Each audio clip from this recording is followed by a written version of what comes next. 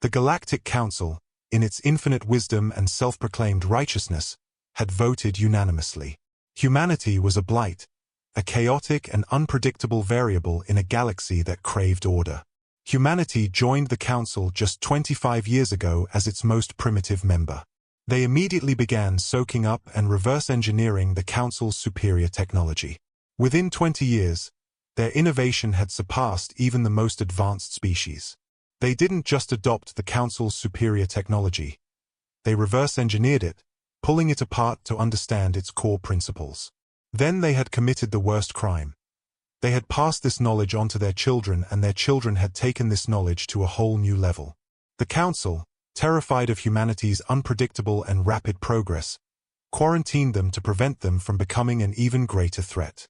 They had put a quantum force field around the solar system to keep humans in. The only thing that was allowed to pass through the barrier was a thin sliver of the electromagnetic spectrum called visible light. They had wanted to watch the expected demise of the humans as they crumbled under the weight of their imprisonment.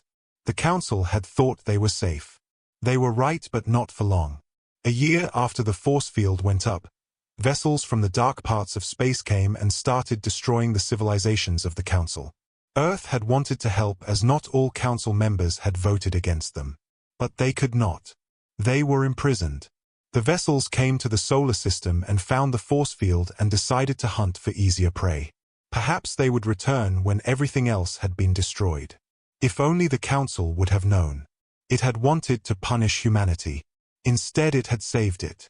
The humans watched in horror as the vessels slowly worked their way through space, unable to do anything but record the last moments of the aliens so that someone would remember them. Weeks turned into months, and humanity watched helplessly as the vessels systematically destroyed the planets of the Council. One of the xenoarchaeologists had found mention of these things in ancient alien texts. They had called them the hunger. The theory had been that when a civilization reaches a certain technological limit, it triggers the vessels and they fall upon that civilization like a swarm of hungry locusts. They were impossible to stop because any energy or kinetic attack was simply absorbed. It was all just food for them. So if they returned and chose to attack Earth, they would be powerless to stand against them and would join all the other races in oblivion. So humanity watched and waited. Weeks turned into months, and the hunger continued their relentless and methodical destruction of the Council's planets. It was grim to watch.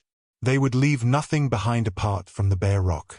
And then they would multiply and move on.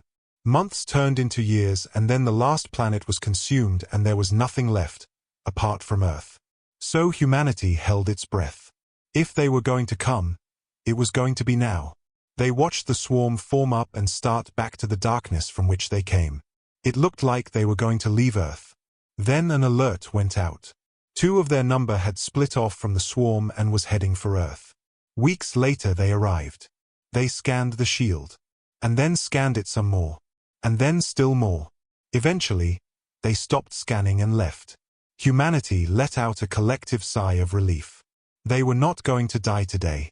An emergency meeting of Earth's leaders was called. 2 choices lay in front of them. They could remain safe in their bubble, or they could try to break out knowing that the hunger would return one day and destroy them. Eventually, one general told everyone that it was a moot point. Whether they stayed inside their prison or not, they were going to continue innovating and growing to the point where it would be worthwhile for the hunger to break in. At least if they were no longer contained, they had more options when they did turn up. So the decision was made. Humanity would break out of its prison and prepare to meet the hunger head-on when they returned. Being imprisoned is not a burden for humanity. Now that they have turned their economies around, they can grow and innovate quite a bit before their physical limitation becomes an issue. And human scientists reckon that the hunger could have broken through the shield if it was been worthwhile, which means the barrier can be broken. But there is no point doing that until they have a way to defeat the hunger. So, Earth got some of its best scientists to work studying the hunger and looking for a way to defeat them. After months of watching and re-watching the recordings of the attacks on Council space, a junior technician noticed something. In the background, one of the hunger took a kinetic bolt but didn't seem to absorb it as first thought. They magnified the area and slowed the timing. Sure enough, the bolt penetrating the outer skin of the vessel, leaving a hole as it punched out the other side. Then a tendril shot out, capturing the bolt, and while it absorbed it, it also repaired the hole. He did some more research to confirm his findings. Then he called the lead scientist over and explained that the vessels that we saw were in fact colonies of billions and billions of nanobots. This is why they could not be damaged. Shooting at a colony vessel was like trying to stand on a colony of ants. This was the breakthrough that they had been looking for. It actually makes the hunger attack like a viral outbreak more than a conventional invasion. Because the individual soldiers are tiny, conventional weapons are just too big to be effective. The day finally came to breach the prison. The technician, Elias, stood before the Global Defense Initiative. On the massive screens, the quantum prison shimmered, a beautiful, deadly iridescent veil. The council thought they were punishing us, Elias whispered, his voice projected across the silent chamber. But the quantum field is a dampener. It didn't just keep us in, it muffled the hum. Every time we use a fusion drive, every time we network a city, the nanobots in our bedrock, our water, and our very bones send out a microscopic pulse. Together, they create a beacon. The hunger don't find life. They just listen for the alarm to go off. And if we open the hole? The general asked. It's a dinner bell, Elias said. The signal we've built up over 300 years of isolation will hit the deep vacuum all at once. It won't be a whisper. It'll be a scream. They'll be back before we can even calibrate our navigation. The room fell into a heavy silence. The dream of the stars was right there, but it was filled with monsters. Then we don't just open a door, the general finally said, a sharp, dangerous light in his eyes. We change the frequency. Humans don't delay the test to hide.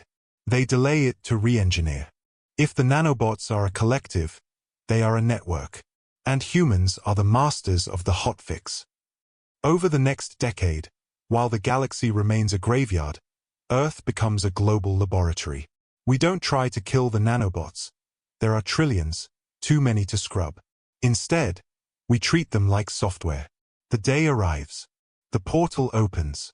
The scream of 3 centuries of human progress rushes out into the void. In the dark, the hunger turn. Their hive-mind registers a massive harvest ready for collection. They warp toward Earth, a tide of silver death. But as they arrive and begin to latch onto the atmosphere, they don't begin the harvest. They stop.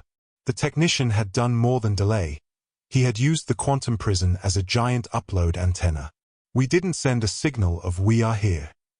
We sent a virus. We fed the nanobots inside Earth a command code that redefined the harvest.